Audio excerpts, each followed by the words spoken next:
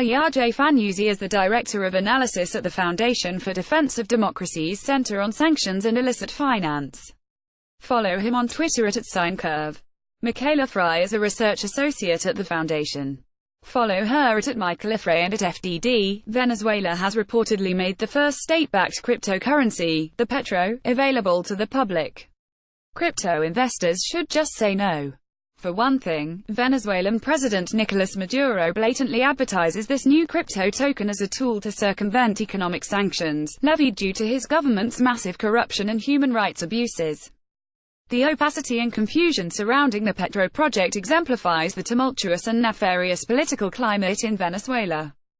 Although the Petro is unlikely to hold much value in today's digital currency markets, cryptocurrency enthusiasts around the world should send a strong signal to Maduro and to other rogue actors who may be learning from the Petro experiment, that blockchain technology will not be used to support corruption.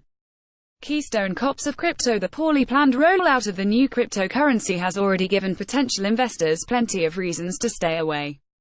First of all, the Maduro regime has not been transparent about exactly how the Petro will be acquired, traded, and managed. In January, the regime published a white paper explaining the mechanics of the Petro. A few weeks later it posted a revised version which announced the Petro would be built on an entirely different blockchain platform. The regime also published an anti-money laundering (AML) guide for Venezuelan cryptocurrency exchanges, but at first, it only featured a table of contents.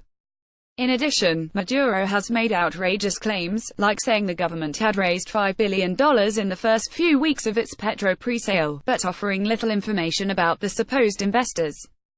This strains credulity, as it would dwarf the amount raised by any other cryptocurrency token sale. The largest initial coin offerings thus far have raised at most a few hundred millions of dollars.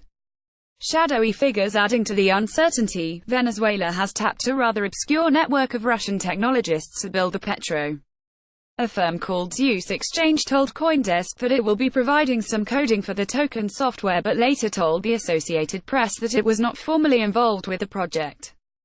Zeus Exchange is a Russian startup, registered in Singapore and licensed in Cyprus. Its website says it is developing a blockchain-based platform for trading traditional stock shares, but it has no white paper available on the site to evaluate its claims. A Russian fintech news website reported recently that a company called Aero Trading won a contract from the Venezuelan government to build the Petro on the NEM blockchain and market the token internationally.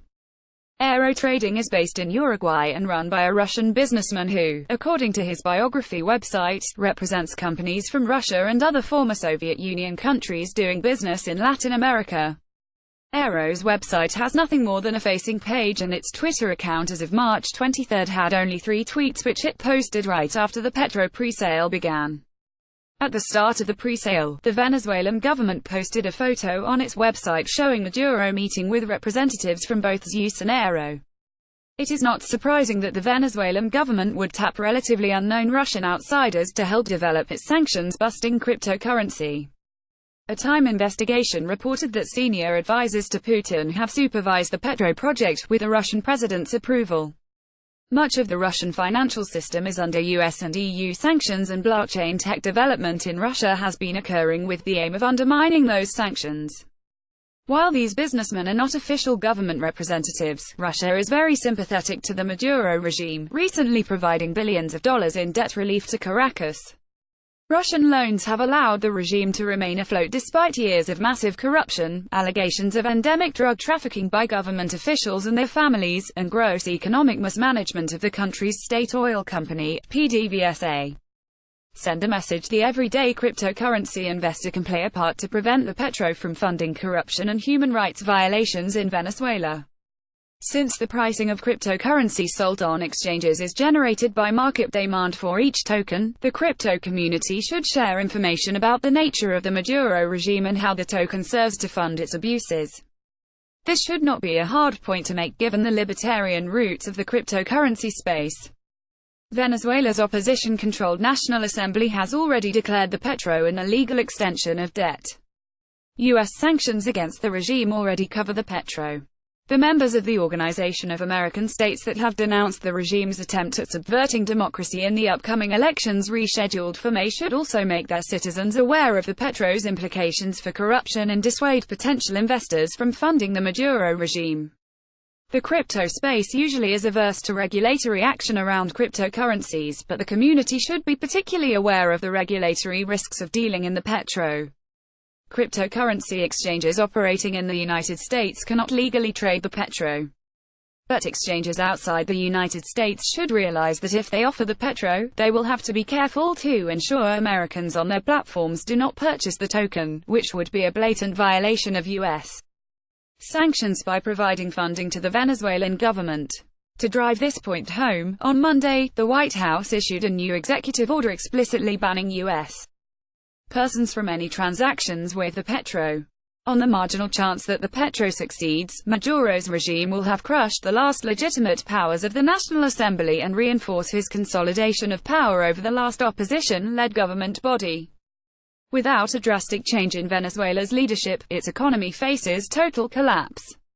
But a cryptocurrency created by a corrupt and rogue government with little regard for its own country's laws will not solve the endemic crises plaguing the once rich nation.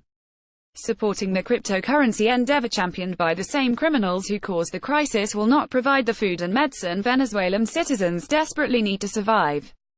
The blockchain business community in Latin America should be the force driving the growth of the technology in the region, not a dictatorship. The Petro experiment is an ideal time for those who love crypto to send a strong message that using cryptocurrency technology to fund the furtherance of human suffering will not be tolerated. Nicolas Maduro image via Shutterstock. The leader in blockchain news, CoinDesk is a media outlet that strives for the highest journalistic standards and abides by a strict set of editorial policies. CoinDesk is an independent operating subsidiary of Digital Currency Group, which invests in cryptocurrencies and blockchain startups.